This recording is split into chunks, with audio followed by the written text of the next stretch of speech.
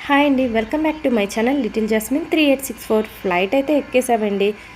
First 10 minutes ఎవరు హడావిడిలో వాళ్ళు ఉంటారండి. మన టికెట్ ప్లస్ పాస్పోర్ట్ చూసి లోపలికి అలౌ చేస్తారు. ఎయిర్ హోస్టెస్ మనకి కొన్ని గైడ్లైన్స్ ఇస్తారండి. ఒకవేళ ఏమైనా ప్రాబ్లం అయితే జర్నీలో మనం ఎలా రియాక్ట్ అవ్వాలన్నది చెప్తారు.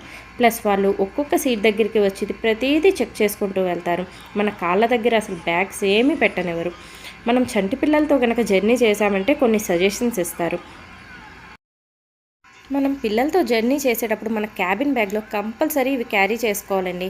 Cotton cap, sweaters, socks, mittens, nozzle drops, paracetamol syrup, napkins. In between ఏం సఫర్ అవుతామో మనకు తెలియదు. కోల్డ్ కాఫ్ ఉన్న వాళ్ళకైతే ఫ్లైట్ టేకాఫ్లో ఇయర్ పెయిన్ బాగా వస్తుందండి. ఆల్రెడీ జాష్కి కోల్డ్ కాఫ్ ప్లస్ ఫీవర్తోనే స్టార్ట్ అయ్యింది మా జర్నీ.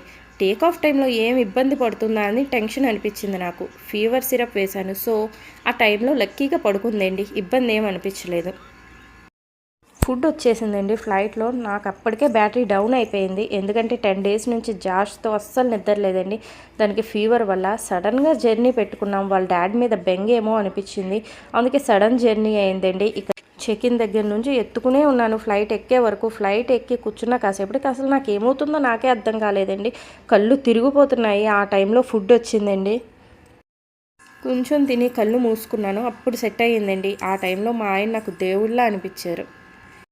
ఎందుకంటే ఎప్పుడు ఫుడ్ వద్దు అని గోల చేస్తానండి ఫ్లైట్లో. తినను, వేస్ట్ అయిపోతుంది, నేను అసలు తిన్ను అంటాను. కానీ ఆ రోజు అది లేకపోతే ఒక్క స్టెప్ కూడా వేయలేకపోయేదాన్నండి నేను. మనలో చాలామంది చేసే మిస్టేక్ ఏంటో తెలుసా? జర్నీ టైంలో తినం సరిగ్గా. టెన్షన్ వల్ల కావచ్చు, లేదా అదర్ రీజన్స్ వల్ల కావచ్చు. కానీ ఆ మిస్టేక్ మీరు మాత్రం చేయొద్దండి. సడన్గా మధ్యలో ఇబ్బంది అయితే ఏం చేస్తాం పిల్లలతో? నాలా మీరు మాత్రం చేయొద్దండి. లాంగ్ జర్నీస్ అప్పుడు మంచిగా తిని స్టార్ట్ అవ్వండి.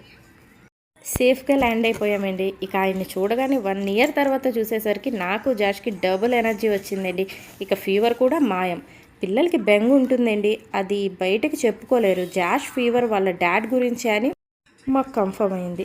మీ పిల్లలు కూడా మీరు దూరంగా ఉన్నప్పుడు ఇంతేనా? నాకు కామెంట్ చేయండి. నా వీడియో కనుక మీకు నచ్చినట్లయితే లైక్ చేయండి, షేర్ చేయండి, సబ్స్క్రైబ్ చేయండి. Thank you so much.